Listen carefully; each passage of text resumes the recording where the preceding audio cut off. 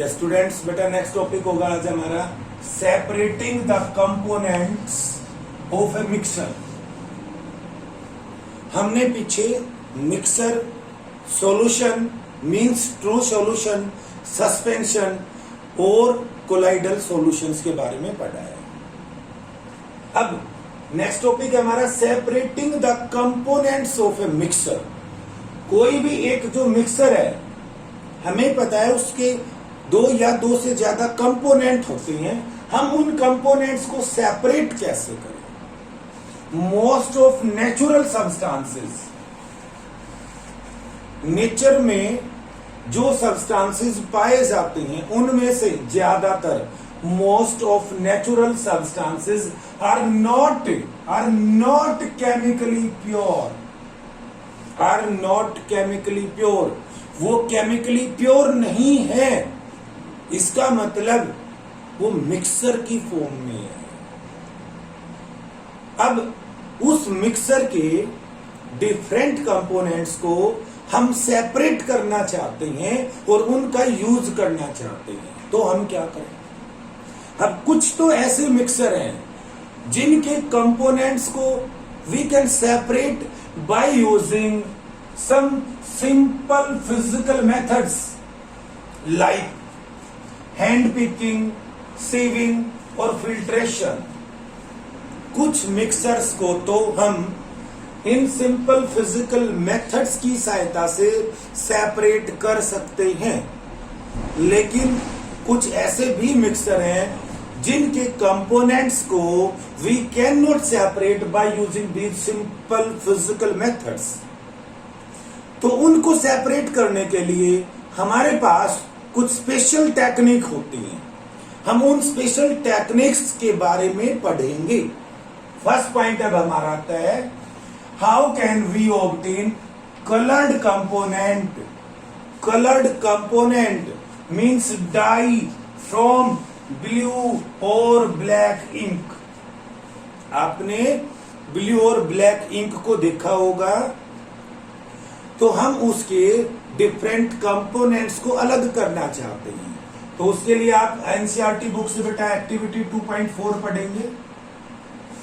NCERT book से activity 2.4 हम एक बीकर लेंगे और बीकर में हम कुछ वाटर लेते हैं। हम एक बीकर लेंगे नियर अबाउट 50 ml, उसमें पानी ले लेते हैं, मीन्स बीकर को हाफ पानी से भर लेते हैं। अब उस बीकर को हम एक बर्नर के ऊपर रखते हैं।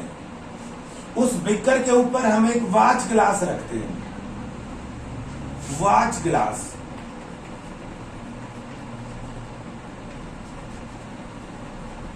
अब उस वॉच ग्लास के अंदर हम कुछ इंक डाल लेते हैं, ब्लैक या ब्लू इंक ले लेते हैं। पहले अब हम पानी को गर्म करेंगे, पानी गर्म होगा, बॉयल होगा, वेपर्स जाएंगी। अब वो इस वॉच ग्लास को गर्म करती हैं, हीट करती हैं। इसमें जो इंक हमने डाल रखी है वो इंक भी हीट अप हो जाती है। हीट होने से क्या देखोगे आप, यहां से कुछ वेपर्स निकल रहे हैं।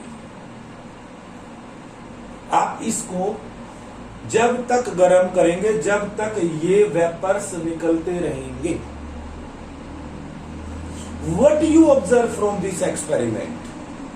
इसका मतलब जो इंक है वो एक सिंगल सब्सटेंस नहीं है,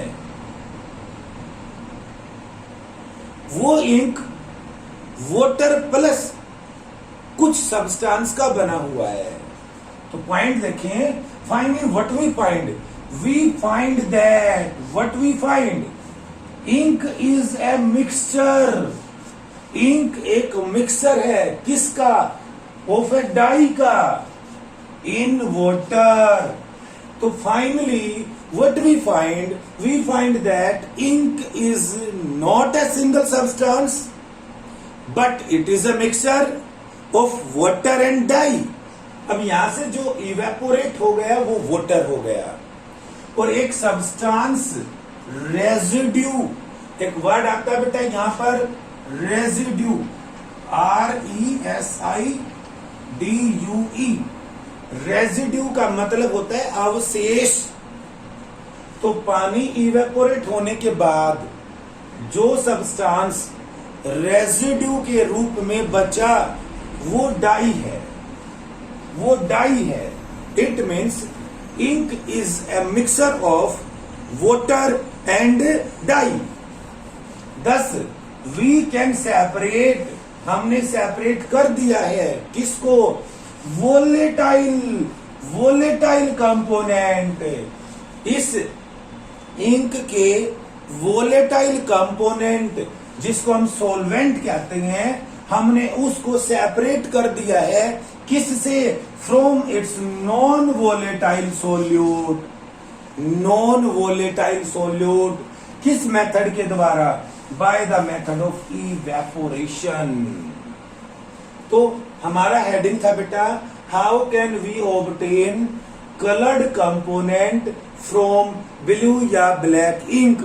तो बाय द प्रोसेस और method of evaporation. Evaporation method की सहायता से we can separate the coloured component of ink. हमने पढ़ा कि इंक क्या है? इंक इज अ मिक्सचर किसका? एक वोलेटाइल और नॉन वोलेटाइल सब्सटेंसेस का।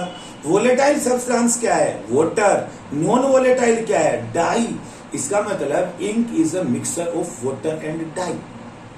हमने उसको गर्म किया, पानी उड़ गया। पानी वोलेटाइल सब्सटेंस है। वोलेटाइल सब्सटेंसेस क्या होते हैं? जो हीट करने पर वेपोराइज हो जाते हैं, उनको वोलेटाइल सब्सटेंसेस कहते हैं। तो इस प्रकार इवेपोरेशन प्रोसेस के द्वारा we can separate the coloured component of ink. Next point आता है बेटा अब हमारा, how can we separate cream from the milk? आप दूध से क्रीम निकालते हैं, तो दूध से क्रीम किस प्रकार सेपरेट की जाती है? देखो, गाय या भैंस दूध देती है, बिल्कुल अभी अभी आपने गाय या भैंस से दूध निकाला, क्या वो प्योर है? साइंस की भाषा में वो प्योर नहीं है, क्योंकि प्योर सब्सटेंसेस क्या होते हैं? प्योर सब्सटेंसेस तो ऐसे सब्सटेंसेस होते हैं which contains only single type of particles. लेकिन मिल्क प्योर नहीं है। मिल्क प्योर नहीं है तो हम उसके डिफरेंट कंपोनेंट्स को कैसे सेपरेट करें? तो हम उसके डिफरेंट कंपोनेंट को अभी सेपरेट करते हैं। देखो, आप मार्केट में जाते हैं बेटा, मार्केट में डिफरेंट वेराइटीज ऑफ मिल्क होती हैं। तो we get full cream milk, toned, double toned, varieties of milk from the market which contain different amount of fat. उनके अंदर क्या फर्क है? डिफरेंट अमाउंट ऑफ फैट होता है। तो अब फैट की जो अमाउंट है वो अलग अलग मिल्क में अलग अलग होती है। हमारा क्वेश्चन क्या है कि हम मिल्क से क्रीम को सेपरेट कैसे करें? तो इसके लिए आप एनसीईआरटी बुक से एक्टिविटी 2.5 पढ़ेंगे। आप एक टेस्ट ट्यूब लेंगे, कुछ few amount of full cream milk उसमें डाल लेंगे, फिर आप सेंट्रीफ्यूजिंग मशीन का प्रयोग करेंगे। सेंट्रीफ्यूजिंग मशीन, अगर आपके पास सेंट्रीफ्यूजिंग मशीन नहीं है तो आप चर्नर का प्रयोग कर सकते हैं बेटा। चर्नर क्या होती है? जो आप घर में किचन के अंदर रई का प्रयोग करते हैं, रई, उस रई को हम इंग्लिश में चर्नर कहते हैं। साइंटिफिक भाषा में सेंट्रीफ्यूजिंग मशीन होती है वो। आप मिल्क डेयरी वगैरह की विजिट करेंगे तो वहां पर आपको एक मशीन मिलती है और उस मशीन के अंदर बहुत ज्यादा छोटी छोटी टेस्ट ट्यूब सी लगी होती हैं। उसके अंदर दूध डालकर उसको घुमाने से आपके दूध के अंदर कितना फैट प्रेजेंट है उसकी अमाउंट को आप फाइंड आउट करते हैं। तो अब देखें, मिल्क से क्रीम को किस प्रकार फाइंड आउट किया गया है। Sometimes the solid particles in a liquid, liquid के अंदर जो सॉलिड पार्टिकल्स होते हैं आर वेरी स्मॉल, वो इतने छोटे होते हैं कि वो पास हो जाते हैं through a filter paper. Means simple filtration process के द्वारा हम उस मिक्सर से सॉलिड पार्टिकल्स को सेपरेट नहीं कर सकते। तो अब हम उन सॉलिड पार्टिकल्स को सेपरेट करना चाहते हैं। कैसे सेपरेट करें? तो इस प्रकार के मिक्सर के डिफरेंट कंपोनेंट्स को सेपरेट करने के लिए हम एक मेथड का प्रयोग करते हैं बेटा, जिसको सेंट्रीफ्यूगेशन प्रोसेस कहा जाता है। अब जो ये सेंट्रीफ्यूगेशन प्रोसेस है, ये किस प्रिंसिपल पर डिपेंड करता है? On which principle? Yes, it depend.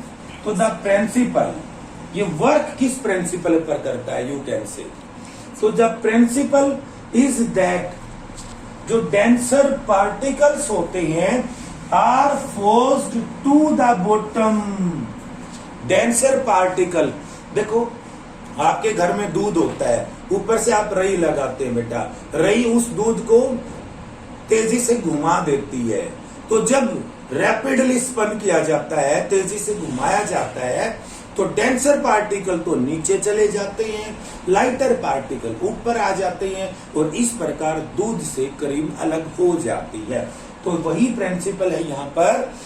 Principal is that the denser particles are forced to the bottom and जो lighter particles stay at the top when spun rapidly. जब हम rapidly दूध को घुमाते हैं तो जो लाइटर पार्टिकल्स होते हैं वो तो बॉटम पर रहते हैं, और जो डेंसर पार्टिकल्स होते हैं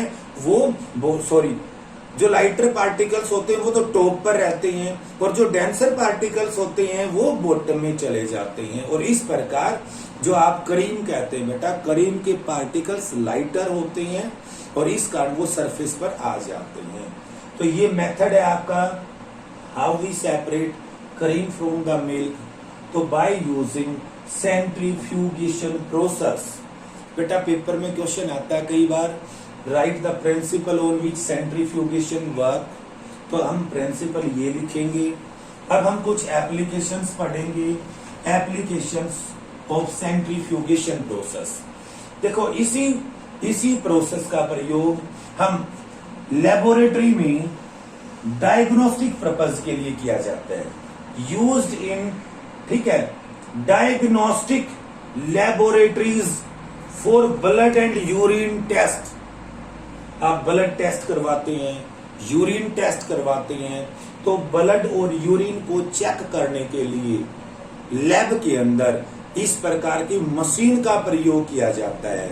तो डायग्नोस्टिक का मतलब होता है बेटा किसी चीज को डायग्नोज करना, किसी चीज का निदान करना, पता लगाना कि इसके अंदर क्या है। नेक्स्ट सेकंड पॉइंट है to separate butter from the cream. ये तो हमारा पॉइंट हो ही गया, क्रीम से बटर किस प्रकार अलग की जाती है, मतलब आप क्रीम से मक्खन कैसे निकालते हैं। पहले आप दूध से क्रीम अलग करते हैं और फिर क्रीम से ही मक्खन बनाया जाता है। नेक्स्ट थर्ड पॉइंट आता है बेटा यूज्ड इन वॉशिंग मशीन। देखो आप वॉशिंग मशीन में कपड़े सुखाते हैं, तो जब कपड़े सुखाते हैं तो वो मशीन में उन कपड़ों को, क्लोथ्स को रैपिडली स्पन किया जाता है, तो वहां पर भी इसी प्रकार के सिस्टम का प्रयोग होता है। तो this method is also used in washing machine to squeeze out water from the wet clothes. जो गीले कपड़े होते हैं हम उनको रैपिडली स्पन करते हैं, उसके अंदर जो पानी होता है वो बाहर निकल जाता है और जो आपके क्लोथ्स होते हैं वो ड्राई हो जाते हैं। These are the three most important application of this centrifugation process.